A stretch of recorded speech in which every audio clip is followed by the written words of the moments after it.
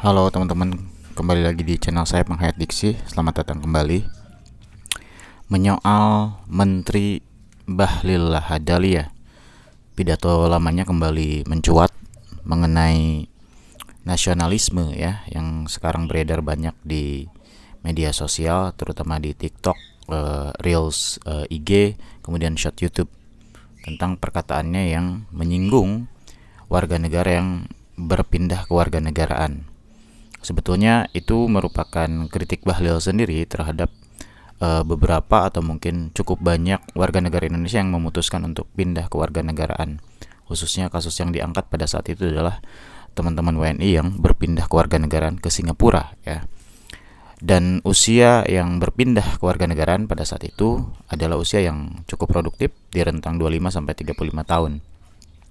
Lantas Pak Bahlil dalam pidatonya mempertanyakan tentang nasionalismenya. Memang sekilas betul bahwa mereka yang kemudian pindah ke warga negaraan ini adakah kecintaan terhadap bangsanya. Bahkan dalam kesempatan itu Bahlil mengatakan atau memperbandingkan dengan perjuangan para pahlawan yang rela mati, yang rela wafat demi memperjuangkan kemerdekaan. Dalam hal ini saya ingin memberikan sedikit koreksian terhadap persepsi Pak Bahlil Lahadalia ya. Yang pertama adalah memperbandingkan nasionalismenya seorang atau kelompok pahlawan di saat pra kemerdekaan dengan nasionalisme para pejabat pemerintah hari ini tentu jauh ya. Bila dulu orientasi orang berjuang dan siap mati itu demi sebuah kemerdekaan, kebebasan untuk hidup damai, kebebasan untuk bisa hidup tanpa adanya kerja paksa, rodi, romusa, dan lain sebagainya, itu merupakan sebuah mimpi besar bersama secara kolektif dari Sabang sampai Merauke. Namun, bila dibandingkan dengan hari ini bahwa nasionalisme adalah bertahan untuk Indonesia, kemudian tidak pindah ke warga negaraan, saya kira itu terlalu memsimplifikasi atau menyederhanakan. Perlu dicatat bahwa perpindahan warga negara Indonesia ke negara lain, entah itu Singapura, Australia, atau negara lain manapun, tentu ada penyebabnya. Kita tidak bisa secara sederhana menyalahkan WNI yang kemudian memutuskan pada akhirnya pindah ke warga negaraan. Atau nanti bila kita turunkan ini adanya teman-teman Indonesia yang melakukan diaspora di seluruh dunia, yang bekerja di negara lain di luar Indonesia, atau yang mengabdi dengan rentang waktu yang cukup lama, mungkin 10 sampai 30 tahun berada di luar negeri, namun tetap tidak menanggalkan kewarganegaranya sebagai warga negara Indonesia, namun tidak juga memutuskan untuk pulang kembali ke negaranya Indonesia. Mereka tetap berkiprah di luar, namun tetap memberikan kontribusi positif ya.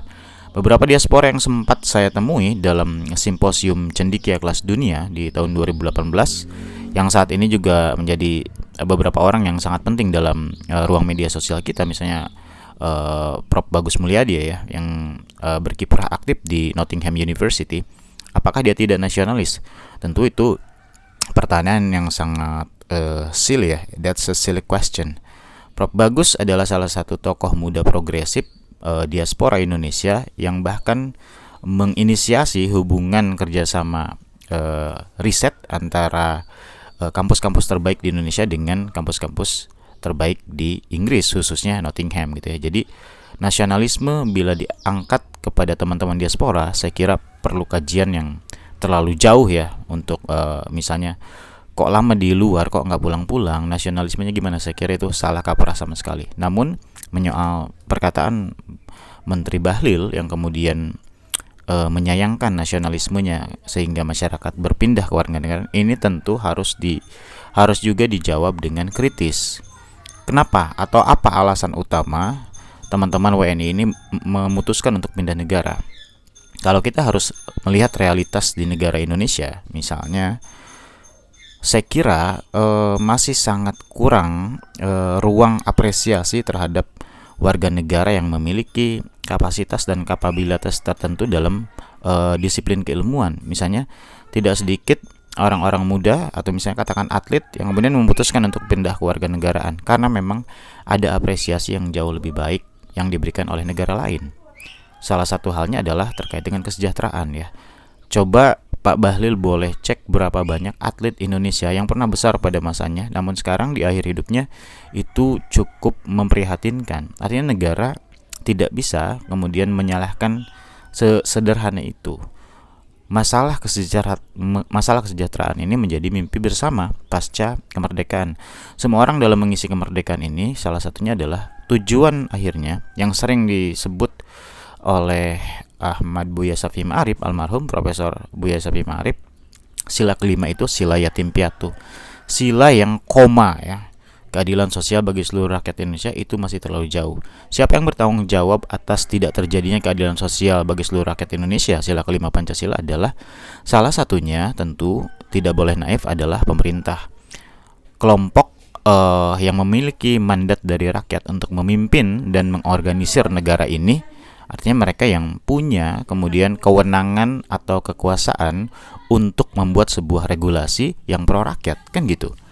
Nah, persepsi-persepsi nasionalisme ini akan sangat dangkal bila dialamatkan kepada keputusan-keputusan warga negara yang secara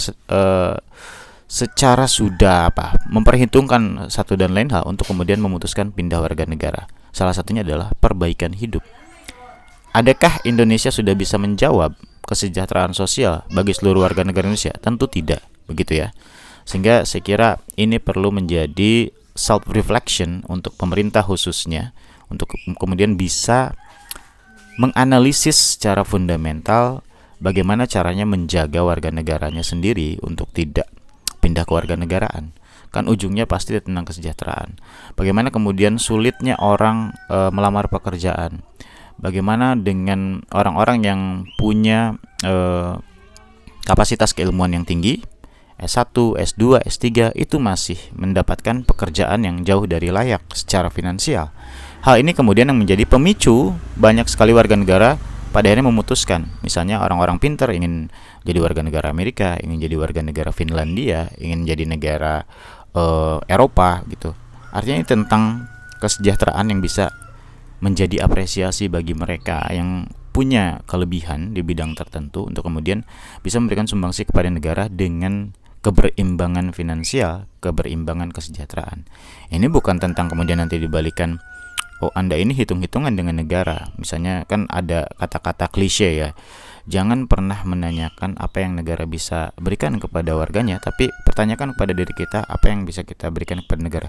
Ini klise dalam kondisi yang sangat tertekan secara ekonomi. Orang nggak akan mungkin membuat ini sebagai sebuah falsafah atau pandangan khusus bagaimana mencintai negara. Tidak, saya kira ya. Saya kira ini juga adalah bentuk kemuakan ya, kemuakan terhadap dunia politik Indonesia.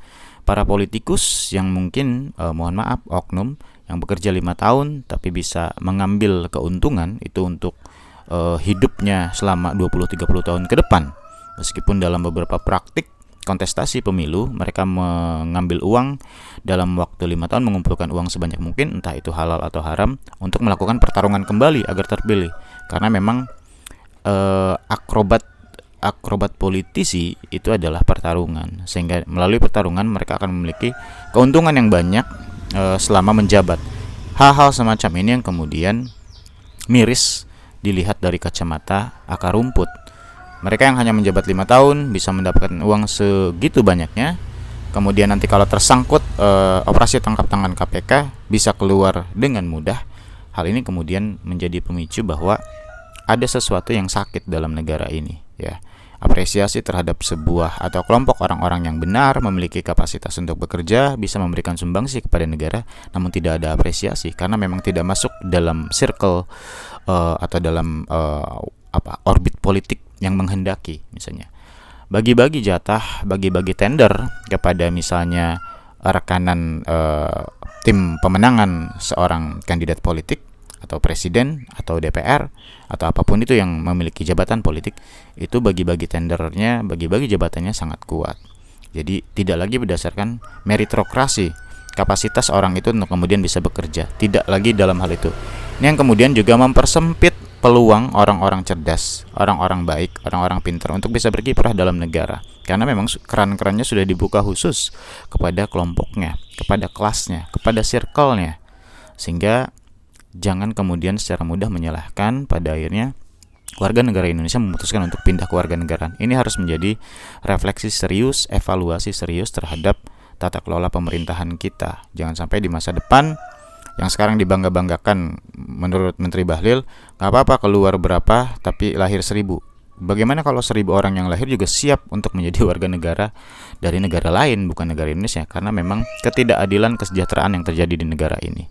Banyaknya korupsi yang termaafkan dengan jumlah nominal yang tidak terhingga sampai triliunan. Sedangkan misalnya lulusan-lulusan S2, S3 hanya digaji sebatas UMR 3 juta, 4 juta, yang jauh sekali dari kecukupan realitas hidup saat ini.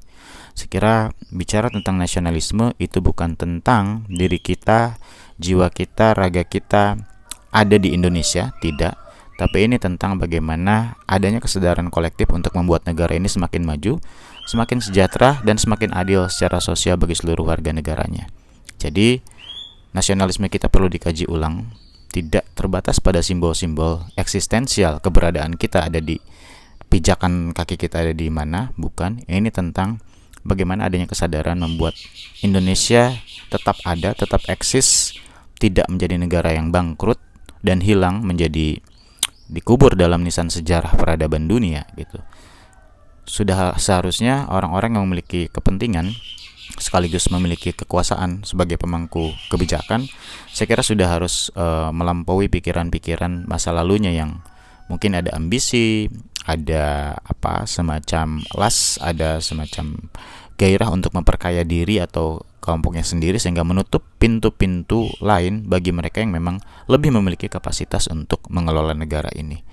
Partai politik sudah harus membuka nilai-nilai meritokrasi yang substansial alih-alih meritokrasi administratif dan topeng belaka. Seolah-olah meritokrasi, namun tetap yang masuk adalah orang-orang yang dikehendaki oleh elit pimpinan partai politik untuk kemudian menduduki jabatan-jabatan yang dalam faktanya seringkali mereka tidak mampu untuk mengelola dan mengerjakan tugas-tugas besar negara. Saya kira itu. Jadi nasionalisme tidak hanya sebatas diri kita ada di tanah ini, namun nasionalisme seberapa besar kesadaran kita untuk memberikan sumbangsih meski dengan jarak yang sangat jauh, meski dengan pakaian yang tidak mencerminkan keindonesiaan misalnya, namun tetap memiliki fungsi yang jauh, bahkan mungkin sumbangsih warga negara ini akan memiliki dampak yang panjang 10, 50, 100 tahun ke depan bagi negara ini. Saya kira itu untuk kritik saya terhadap Pak Bahlil ya, yang kemudian banyak berseliweran. Terima kasih, sampai jumpa lagi. Bye-bye.